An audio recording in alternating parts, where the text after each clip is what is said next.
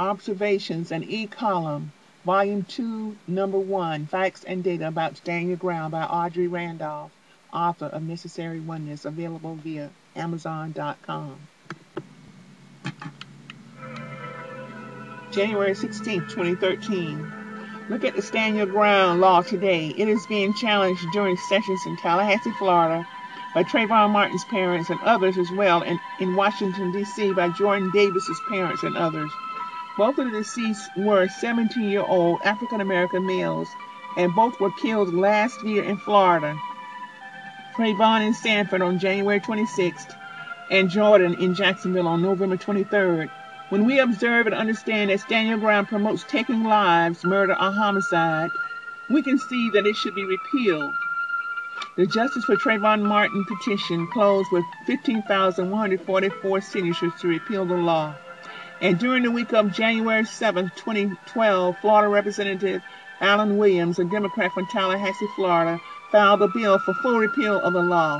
I lifted my voice to the Stand Your Ground Task Force on July 1, 2012, via the edited letter that follows.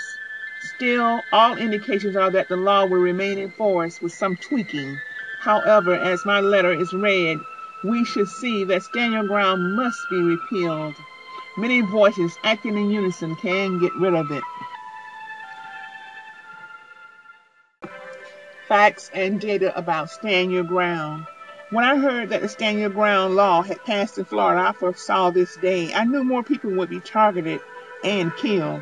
Stand Your Ground is not necessary because self-defense is a sufficient and fair defense claim, and because self-defense allows judicial process. I am one who has experienced crime, but I am not bitter. I know that evil exists in the world. Still, I do not favor Stand Your Ground. Anyone can dissemble to claim Stand Your Ground, even with a corroborating witness who agrees to corroborate the dissembling and get away with murder or homicide.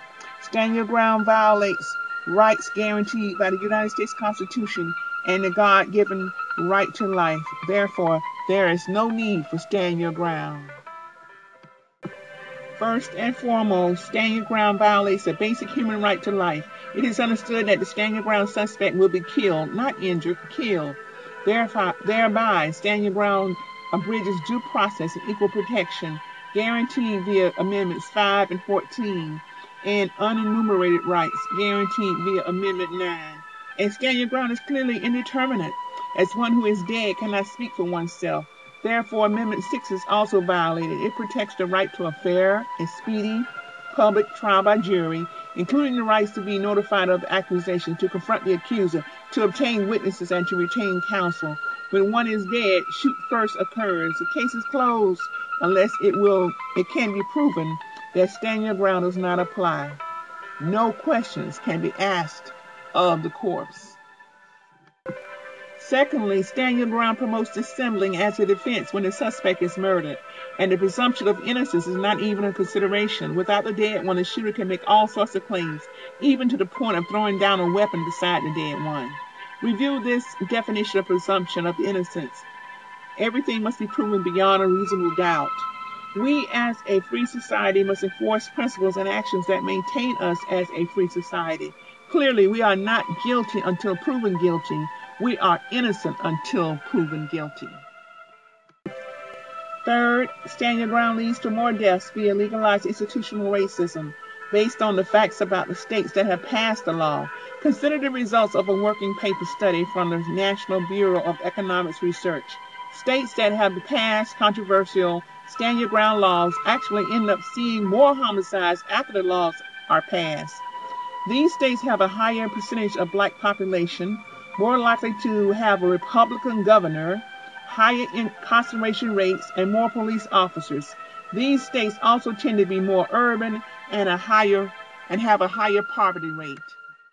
Such laws have been passed in Alabama, Arizona, Florida, Georgia, Indiana, Kansas, Kentucky, Louisiana, Michigan, Mississippi, Montana, New Hampshire, Oklahoma, South Carolina, South Dakota, Tennessee, Texas, and West Virginia, largely after a legislative push from the American Legislative Exchange Council, ALEC.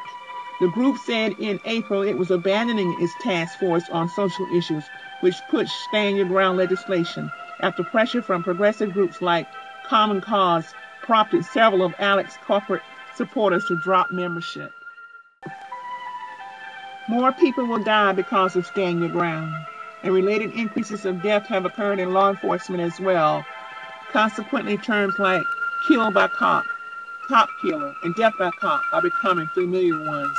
Since the police are killing suspects, more suspects are determined to kill police before they are killed. A vicious cycle is underway.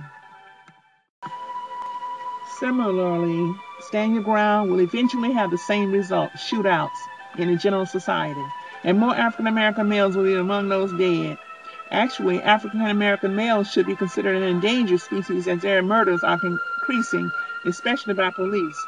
Consider that in Jacksonville alone, there have been 9 police shootings this year. This is an average of almost 2 each month from January to June 2012. Stand Your Ground seems to sanction open season on killing of African American males, but the sanctity of all lives is important.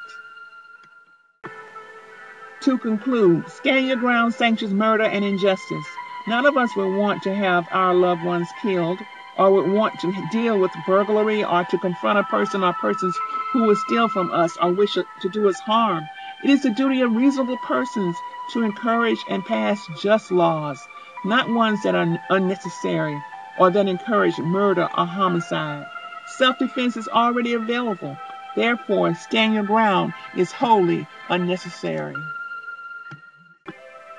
It is imperative that all members of this task force in Florida, with Lieutenant Governor Carroll presiding, reasonably conclude that Stand Your Ground must go.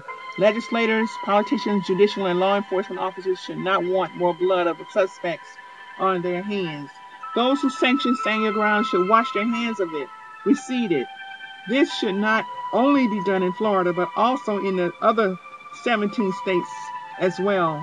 Let self-defense stand for us as a legitimate defense, as it has in the past, rather than Stand Your Ground. Observations is an electronic column produced by Audrey Randolph. Send your comments or questions to Audrey Randolph at rocketmail.com.